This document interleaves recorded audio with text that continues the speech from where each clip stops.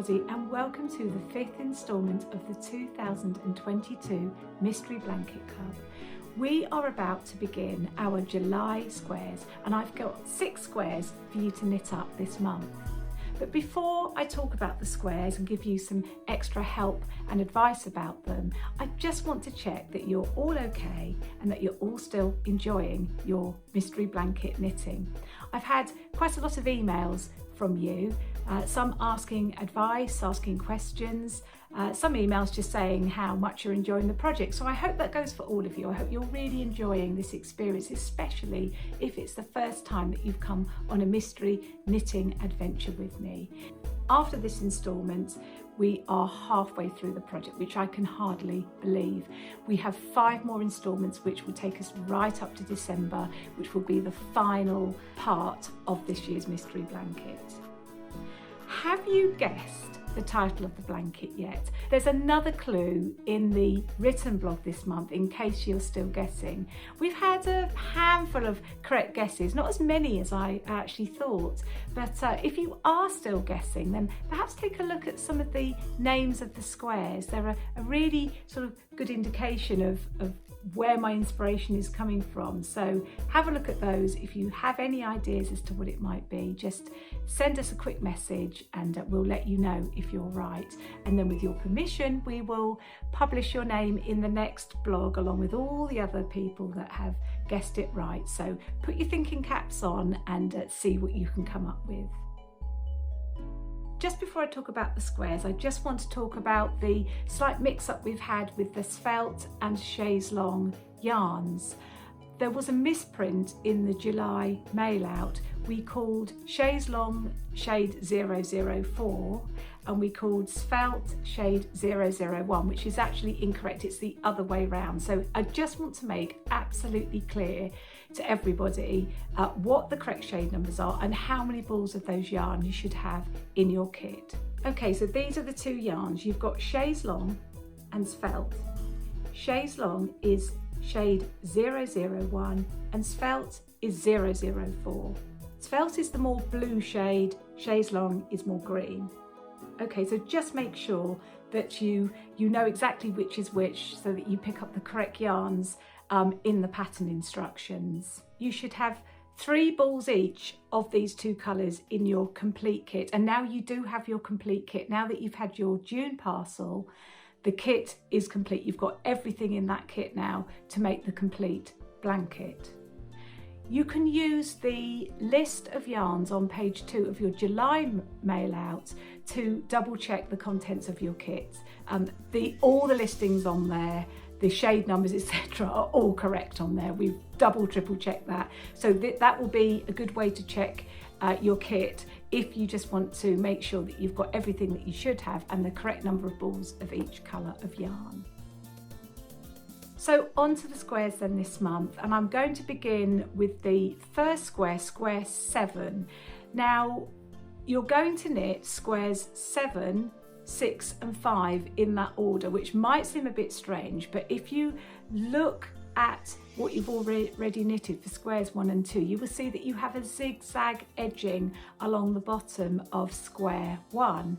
So this is going to be duplicated at the top of that first strip on the left hand side of the blanket when you cast on for square 7 with the zigzag chevron edging, and then you're going to work the squares, if you like, upside down. Now that means that you are going to be joining square 5 to square 4 using a 3 needle bind off.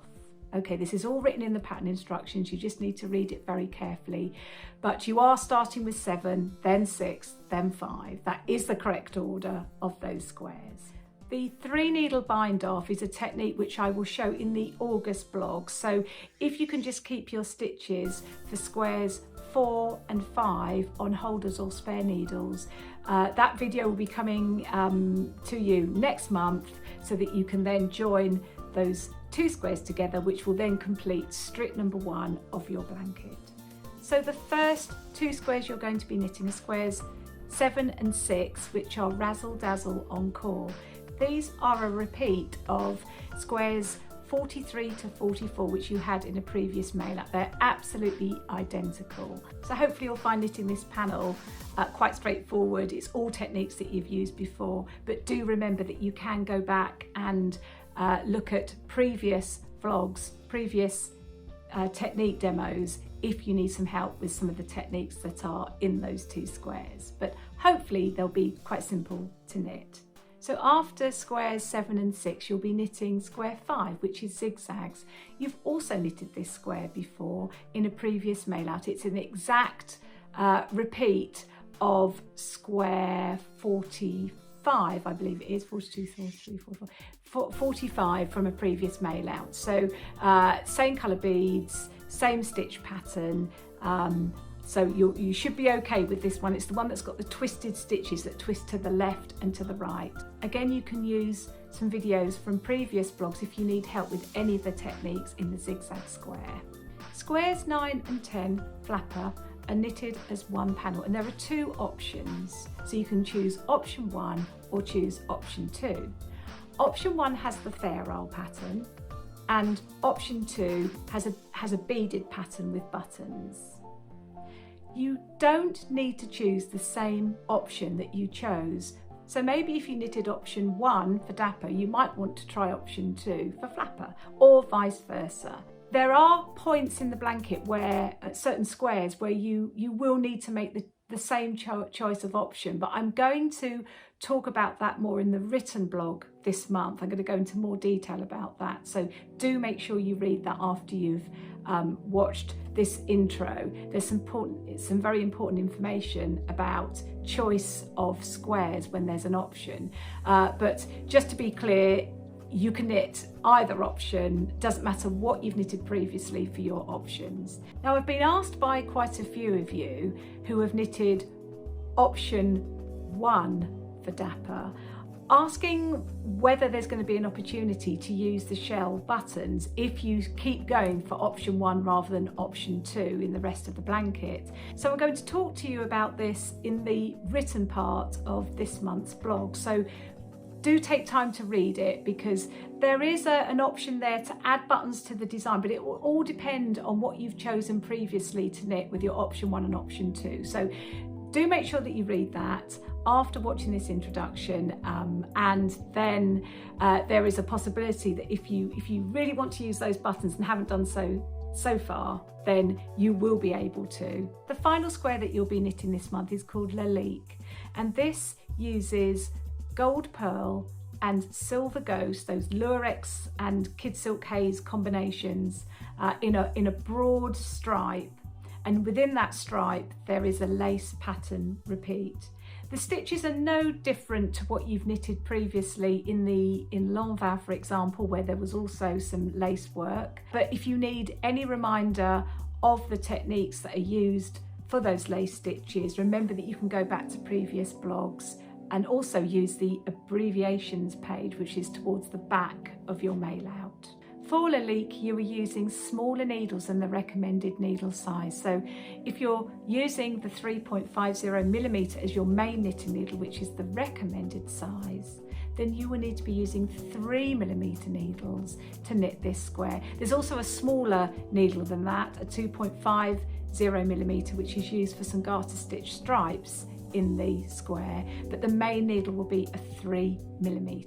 Lalique is presented as both a worded and as a charted pattern, so you can use whichever one you prefer to work from, or if you want to, you could use both. You could read some rows from the written and some rows from the chart. The patterns are exactly the same. Whichever option you choose, whichever route you prefer, you will come out with exactly the same pattern, but it just gives you a choice there. Some knitters prefer to work from written instructions and some prefer a visual. So I'm going to leave that up to you. You can choose to work whichever way suits you best. There's just one other thing I'm going to talk about before I sign off, and that's about where you are asked to transfer stitches onto the other needle. Now, some of you may have already thought of this and may already be doing this, but a good tip is that instead of using straight needles, you could use circular or double pointed needles, and then when you are asked to transfer the stitches onto the other needle,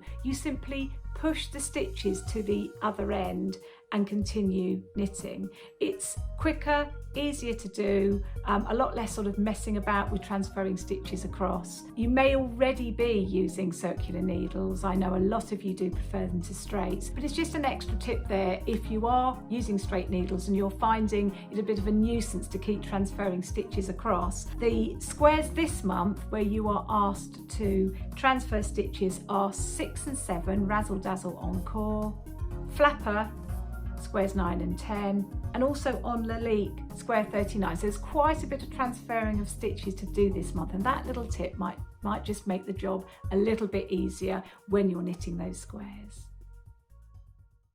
So I'm going to sign off now and leave you to familiarise yourself with the patterns this month. It's always a good idea to have a good read through before you make a start. Just get yourself familiar with what you're going to be knitting and just look at maybe some of the previous vlogs if you need help with the techniques. So if you have any questions, any queries at all, do remember to email us at sue@debbieabrahams.com and we will spring into action. We will answer your emails and hopefully give you all the help and advice that you need to knit your squares this month.